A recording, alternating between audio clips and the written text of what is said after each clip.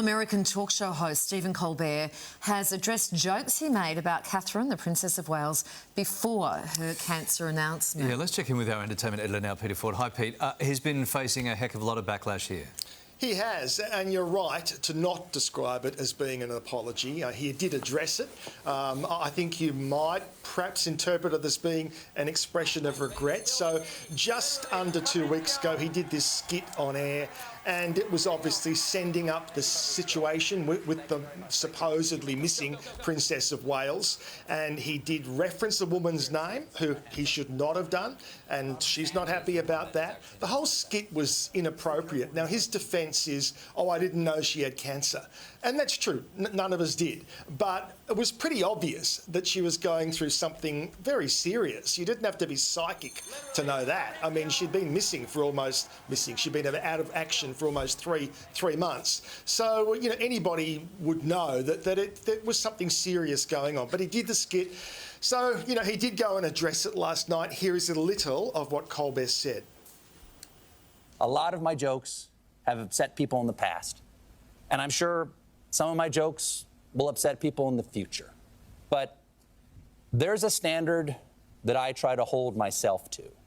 And that is, I do not make light of somebody else's tragedy. So, look, he didn't use the word sorry, so it wasn't an apology. I don't like fake apologies. I don't believe in forcing people to apologise for things. But if you're going to do it properly. And I don't think he really did it properly. It must be hard with those guys particularly because their entire shows are based on shtick and taking the mickey out of people. And current. So, and current affairs. And trying to stay topical each and every day. So. Yeah, absolutely. Still on things almost royal, or previously royal, Prince Harry has been named in a lawsuit against P Diddy. Yeah, so he's taking the legal action, or...? Yes, so it's a bit complicated. So yesterday, of course, we were talking about those raids, and they were quite extraordinary, those raids. You know, it was like a military operation going into both the mansions on each coast. And we'll come back to that. But this is unrelated to that. This is coincidental that this story has dropped. So this is the story of a man called Rodney Little Rod Jones, who's a producer who's filed a $30 million civil suit against P Diddy. He's got several suits against him. Now, in the paperwork for this, he has mentioned Prince Harry's name, using Prince Harry as an example of the sort of people that P Diddy would mix with.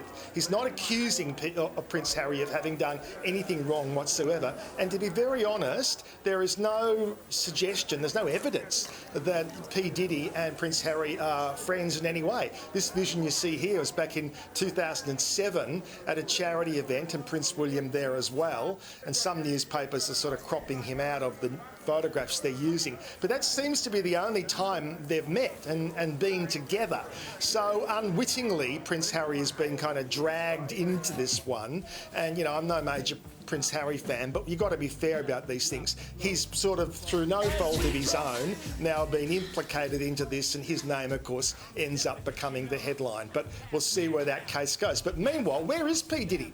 You know, we were following this yesterday. We thought maybe he was heading to Barbados or somewhere in the Caribbean, but no. In fact, the Prime Minister of Antigua, he said, well, he's not here, and there was some suggestion he was still in Miami. It's amazing to do those very extensive raids and then not to be able to track him down and to find him and talk to him. Presumably they must have some questions. Yeah, okay. It does seem extraordinary. Like, you'd track his phone, wouldn't you? I mean, I'm no FBI agent. Yeah, well, you just track his creepy. phone? I thought you should say, I'm no creepy stalker or FBI agent. Okay, hey, you got a bit of an update for us on Taylor Swift's dad.